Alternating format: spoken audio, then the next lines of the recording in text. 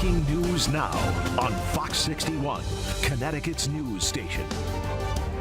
Now we continue to follow breaking news in Stratford. Emergency crews are on the ground as we speak, looking for a child in the Housatonic River. Thank you for watching the Fox 61 News at 6. I'm Jamel Johnson.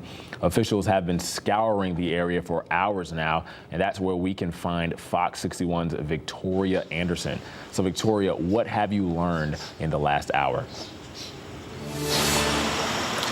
Yeah, Jamel, it's a full force search effort out here in Stratford, but here's what we know right now. Around 1:30, a child was seen entering the Housatonic River right behind me and hasn't been seen since. Right now, Bird's Eye Boat Ramp is lined up with officers from across the state as they try to help teams in the air and at sea find this child. I did just call into the Coast Guard to see if they had any more information for us, but right now, information is very limited.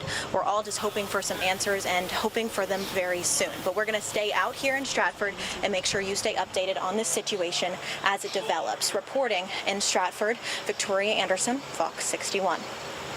Thanks, Victoria.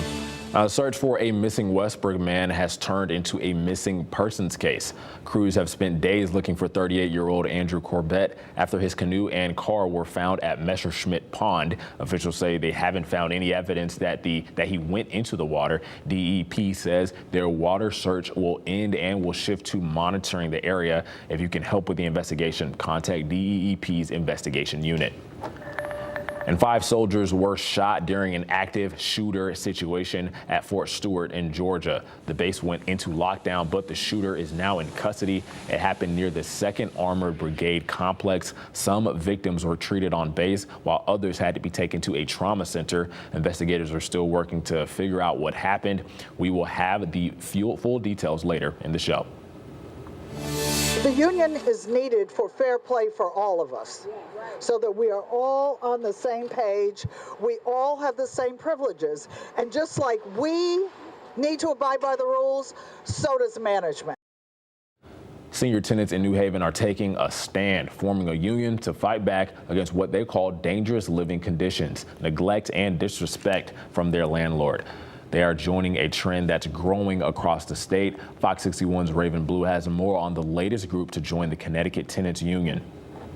The Tenants Union movement is gaining momentum across Connecticut, and now those living at Park Ridge Apartments is a part of that movement. It is my honor to officially announce the newest chapter of Connecticut Tenants Union, the Park Ridge Tenant Union. Woo!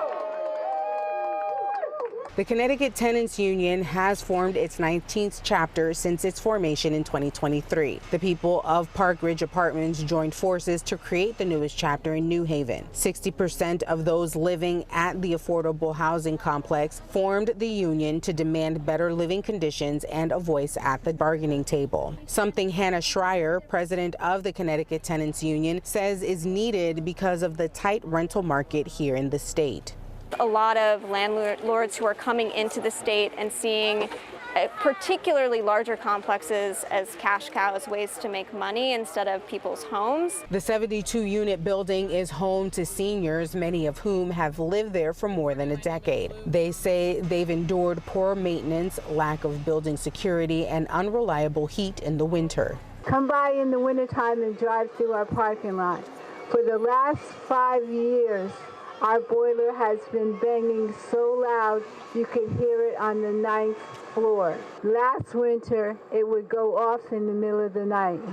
If the banging stopped, you knew the boiler had shut itself off, and you'd wake up 2 hours later freezing. Schreier says when tenants unionize and start sharing their experiences, they often uncover widespread issues.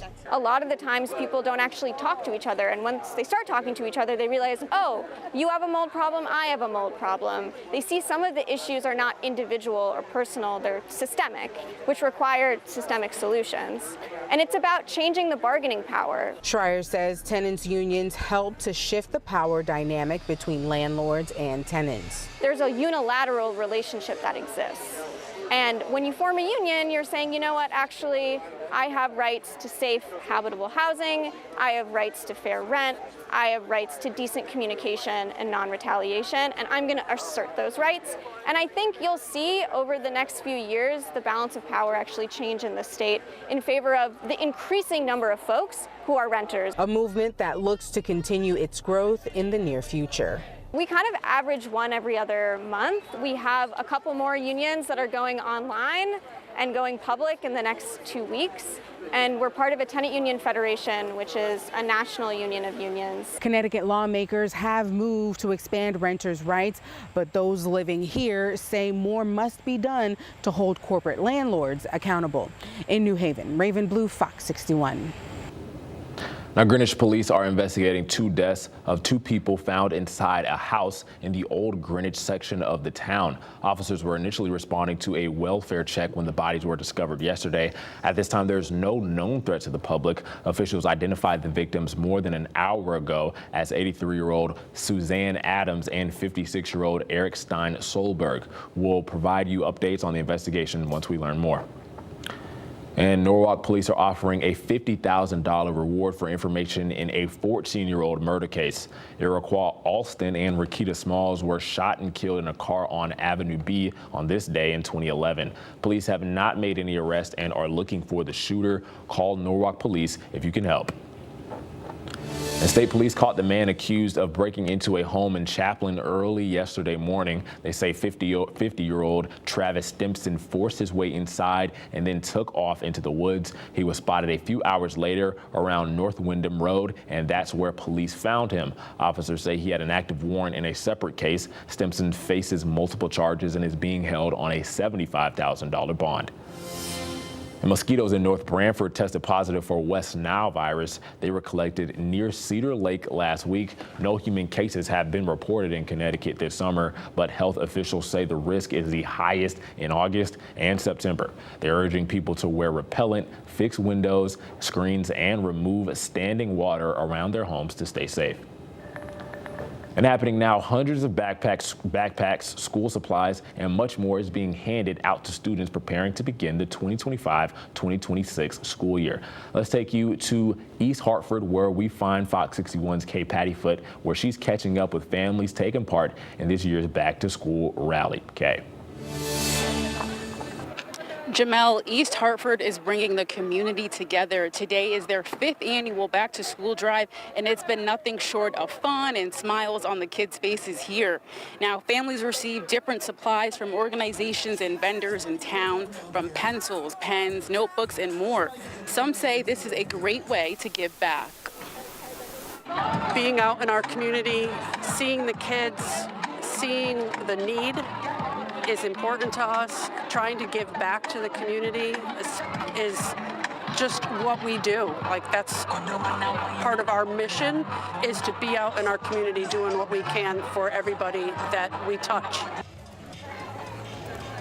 All the kids tell me the best part about today was receiving their book bags, and I'm going to tell you how they did that. So they used this punch card, and they had to get 10 stickers from any of the tables behind me, and once they received all 10, then they got to receive their book bags. And coming up at 10, we'll tell you more about the impact this event has on the community.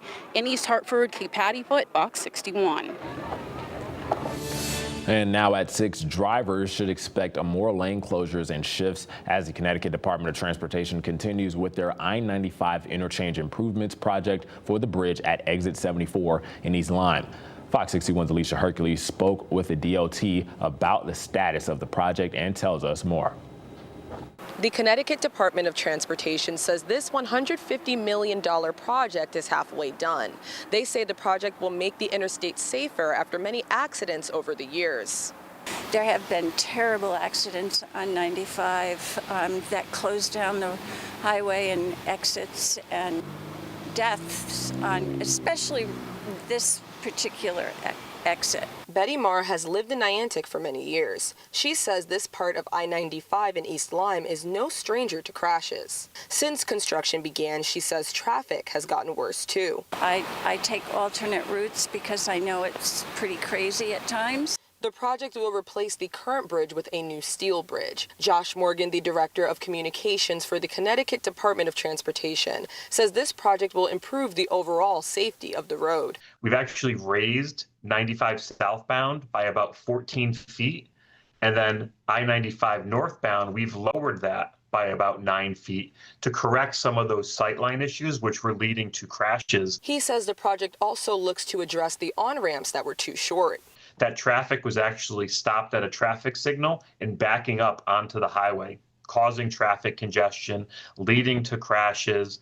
As of now, both the Exit 74 northbound on-ramp and the Exit 74 southbound off-ramp will remain open during construction. Route 161 will be closed from 8 p.m. to 5 a.m. until August 11th. At least one lane of traffic in each direction on Route 161 will be open to traffic during those other hours. The project is on track to be completed by spring of 2027. Mars says that despite the increase in traffic, she is thankful the road is being worked on. I don't like what it's done to the landscape of the area, but if it saves lives, then it's done its job. Lane closures and detours will change as the project continues. For more information on how to stay up to date with the construction on I-95, just visit this story on our website, fox61.com.